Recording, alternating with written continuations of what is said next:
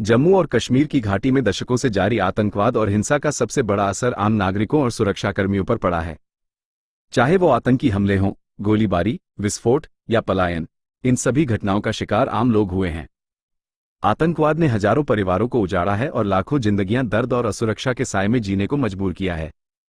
इस खंड में हम पीड़ितों की सामाजिक, मानसिक, आर्थिक और मानवीय स्थिति पर विस्तृत प्रकाश डालते हैं। एक, कश्मीरी पंडितों की त्रासदी। 1990 के दशक में जब घाटी में आतंकवाद चरम पर पहुंचा, तब हजारों कश्मीरी पंडितों को अपने घर बार छोड़कर पलायन करना पड़ा। अनुमान के अनुसार लगभग 4 से 5 लाख कश्मीरी पंडित विस्थापित हुए।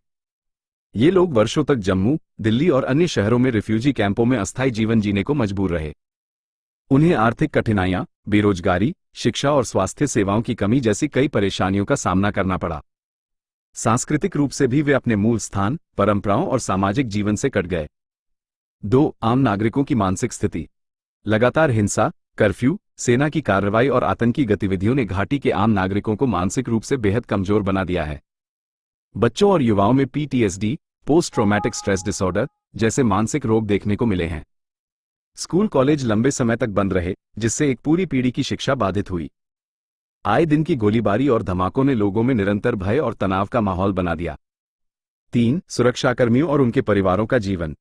सुरक्षा बलों के जवान, जो घाटी में तैनात रहते हैं, उन्हें निरंतर जान का खतरा, कठिन मौसम और दुर्गम इलाकों में काम करना पड़ता है।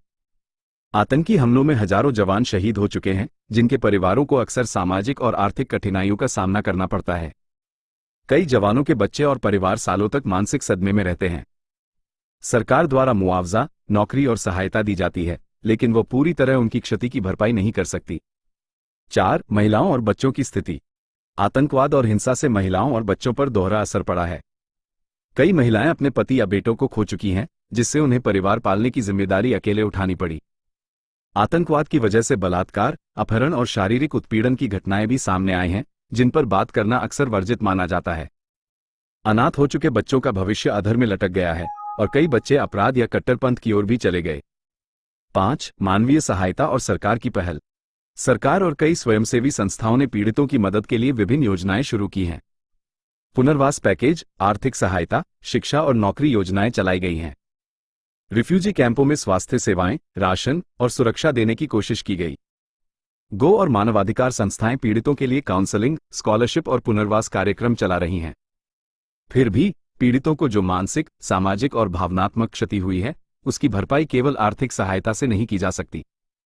निष्कर्ष, कश्मीर घाटी के पीड़ित केवल आंकड़े नहीं हैं, वे ऐसे इंसान हैं जिनकी जिंदगियां कभी सामान्य नहीं रह सकी। उनका दुख, विस्थापन, मानसिक तनाव और भविष्य की अनिश्चितता एक बड़ा मानवीय संकट है। आतंकवाद केवल एक राजनीतिक या सैन्य समस्या नहीं है, बल्कि यह एक गंभीर मानवीय त्रासदी भी है, जिसका सामना लाखों मासूमों ने किया है।